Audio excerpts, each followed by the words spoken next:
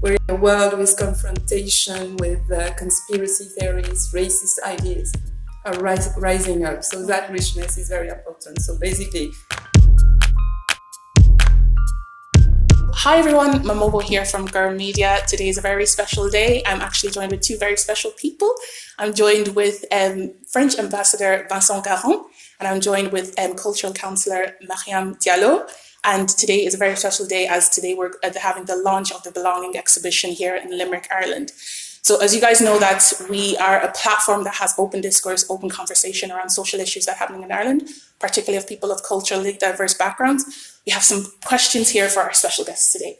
So these are some questions that actually came from our community as well, of young people from different backgrounds. And I'm just going to give them to you today. So my first question is directed to you, Madame Diallo.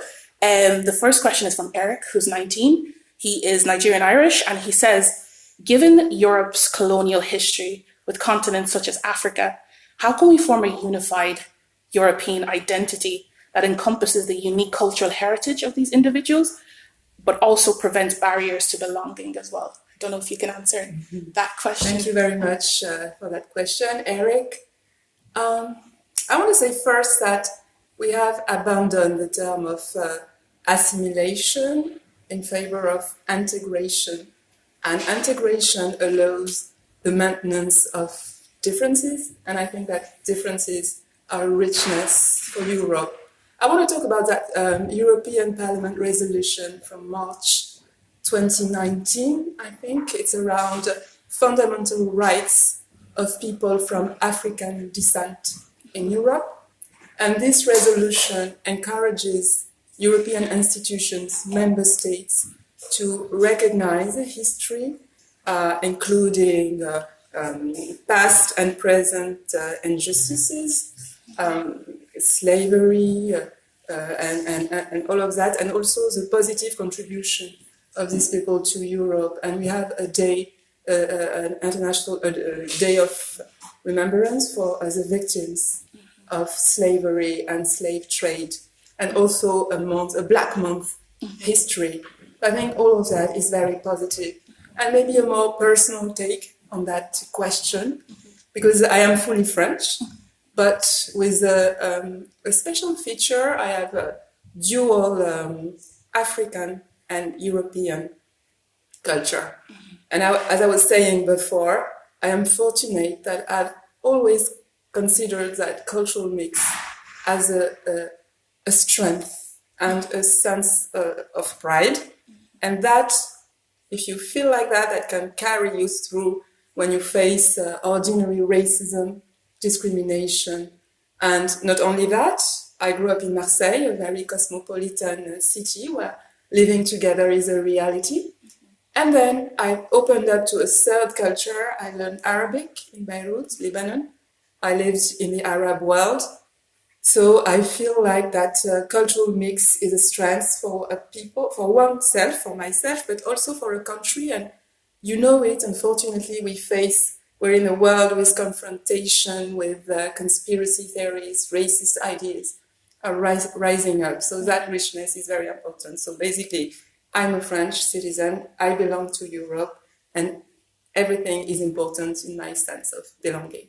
Definitely, and it's important to have that pride with the mix of cultures that we have as well. And you were speaking on like the hatred that can come from external sources as well. And moving to you, Mr. Ambassador, Eric also says that there's a prominent rise in the far right in Europe, European nations such as France and Belgium, who have anti-immigrant policies and acquire popularity because of it. What can be done to address this on an EU level, do you think? Truth is, right? At the same time, when you look at the election for the European Parliament in 2019, when you look at election in other member states, it's not been the landslide one may have expected or feared. And so mainstream Europeans remain, I believe, conscious of the strong contribution, the heritage provided by various waves of migrants, including the latest arrival of migrants. I think, as said before, in Europe we have to strongly advocate and promote the idea that Europe is diverse already at its origin, that it has gained a lot by the contribution of people coming from abroad, from non-European countries, and that it will continue to thrive. And the condition for Europe to remain at the forefront of ideas of innovation is to be open to foreigners and to people of different backgrounds, and indeed to let them live and flourish here in Europe, intermarry, or have a free life and contribute to the peace, the culture of our society. So it's, I think, strongly in the European values, in the Charter of Fundamental Rights, and at a national level, we certainly will continue strongly in France to promote and to make sure that those rights are respected. Definitely, that's a very great answer, and I think there's a lot that there is being done already trying to promote the rights in Ireland, especially Ireland is all I know, of course, but in Ireland to promote the strong identity that we have both as Irish and Europeans as well, to combat the external hatred that would be coming from these extremist groups. So I really stand with that. And we have another question from Paula, who's a French student in Dublin, and she says, and I think this is to you, Counsellor, how do universities in France empower their students in social sciences? We were talking about the importance of the arts earlier on. And she says, in France, social sciences are huge and super important, while in Ireland we tend to focus on the hard sciences, such as engineering, technology, and STEM and everything like that. But how can we mobilize students to focus on subjects such as like arts, humanities, language, everything like that? Yes, thank you for that question. I think that arts, humanities, social sciences are so important when it comes to understand the world.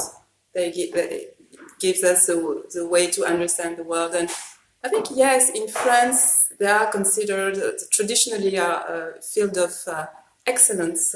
In France, it happens a lot in universities, but we also have specialized schools such as Sciences Po, ENS, EHSS, I don't know how you say that in English, but it's kind of specialized schools, but in university. And I think that France is internationally recognized for the art, culture, cinema, fashion, design, creativity. And I think this comes from a tradition of access to culture, not only culture, but access to culture, and also a special network for training. And but I think that even in France, we could do more in terms of international mobility for these sectors, in terms of professional integration, and in terms of putting the humanities at the heart of the society. And I must say that I think that Ireland is one step ahead in this, with these citizen assemblies that are now a model for Europe, and I think it's great. And the French embassy were sending 2 Irish students to the Forum de la Jeunesse, Youth Forum, and I think that's the dynamic you are talking about. No, that's amazing, and I think there's lots that has been done by universities in Ireland to promote the humanities and social sciences. And I believe that we're meeting you here today because of the exhibition called Belonging. And I have one personal question that I want to ask you before we close. What does belonging mean to you personally? I'm going to start with you, Mr. Ambassador. Thank you. Indeed, it's a very strong word. And we're very glad that this exhibition is under this heading. It's probably not a coincidence or an irony that the 3 pillars of the French presidency of the EU Council for the 6 months of 2022 are recovery, strength, and belonging, or sense of belonging. So in French, it's relance, puissance, et appartenance. Appartenance meaning to belong to a same project, to the same group or community. And so, visiting the exhibition in the Hunt Museum here in this university and elsewhere, in the cathedral, I think it's very heartening to see the expression of art, of creativity by so many artists, also from various backgrounds, some, let's say, from international backgrounds, expressing how they see through the arts their sense of belonging to Europe or to other ideas. And well, when you also travel abroad out of Europe, you even with some distance, you see even better what brings you together with other Europeans, being through history, through values, through culture, through arts. And so this exhibition today is a nice illustration of this concept. Yeah, and I really love the sort of differences in art pieces as well that, again, brings us all back together to this sense of belonging in Europe as well. So I really enjoyed that. And yourself? No, I encourage everyone to go and see the exhibition. There are a lot of binational artists, Franco-Palestinian, Franco-Egyptian, and it is that Europe, rich, diverse, open to the world, that Europe that I feel I belong to. So I feel I belong to Europe. I feel like the European culture is unique. I belong to the values, but I belong with my rich diversity, and it's all of that is belonging to Europe. Thank you so much. And thank you so much for having this conversation with us. Thank you so much, Counsellor Diallo and Ambassador Gerard. Thank you so much, guys. Again, just wanted to tell you as well that Gorm Media, we're hosting 3 events as a part of the Belonging exhibition called I Belong. And these events will be taking over the next month. And it'll be about belonging to Limerick, belonging to Ireland, and belonging to Europe. So definitely join us. Go to our website to get tickets for the event. And we will see you there. Thank you so much again. Merci beaucoup. Merci, bye-bye.